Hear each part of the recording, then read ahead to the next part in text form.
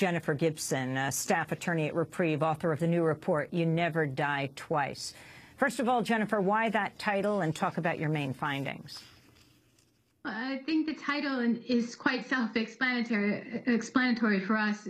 Basically, what happened is we started noticing a pattern among the drone strikes with our investigations in Pakistan and Yemen. And the pattern was that the same high-value targets seemed to die again and again and again. And so when we started digging into it and looking at the news reporting, what we found was that in targeting 41 high-value targets, the U.S. took on average 3 times, it was 3 attempts to kill them. And actually, with 7 of the individuals, they didn't even kill them. And instead, during the multiple attempts, what you had happen was they killed over 1,000 people. Well, how were you able to compile the data that you used in the report?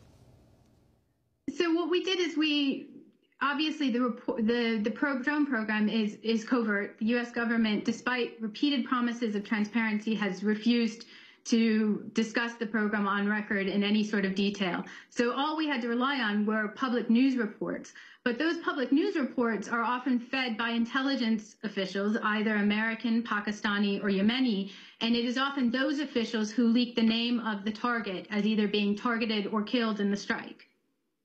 Your organization, Reprieve, has legal challenges against those involved with drone warfare. Can you talk about them? Sure. We have ongoing litigation on behalf of civilian victims of drone strikes, both in the Pakistani courts and most recently here in Germany, which is where I'm at today, against the German government because of a U.S. base here called Ramstein Air Base that leaks have shown is integral to drone strikes in Yemen. The orders to give the strikes are coming through that base. So we've brought litigation on behalf of some of the victims of that program here in German court, basically under the Constitution claiming the right to life is being violated. Could you talk in particular about the repeated attempts to kill the leader of al-Qaeda, Ayman al-Zawahiri? And was he repeatedly reported to have actually been hit, or that just that a strike against him had been launched?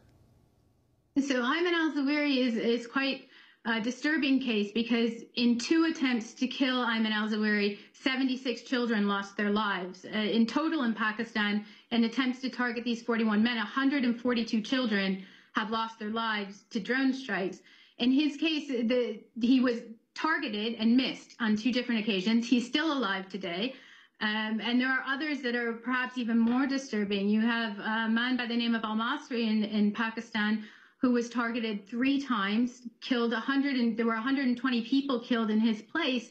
And in the end, it wasn't a drone strike that killed him, but he died of natural causes. What are your recommendations? You know, the administration really needs to come clean on what is happening with this program. It consistently tells the American public that this is a surgical, precise weapon, that the strikes are targeted. Don't worry, we're only killing bad guys. What this data suggests is there's nothing precise about the program at all. And in fact, we're potentially killing hundreds in an effort, unsuccessfully in some instances, to get 41 men on a kill list who may or may not be a threat to the U.S. That, in my opinion, makes us less safe rather than more safe.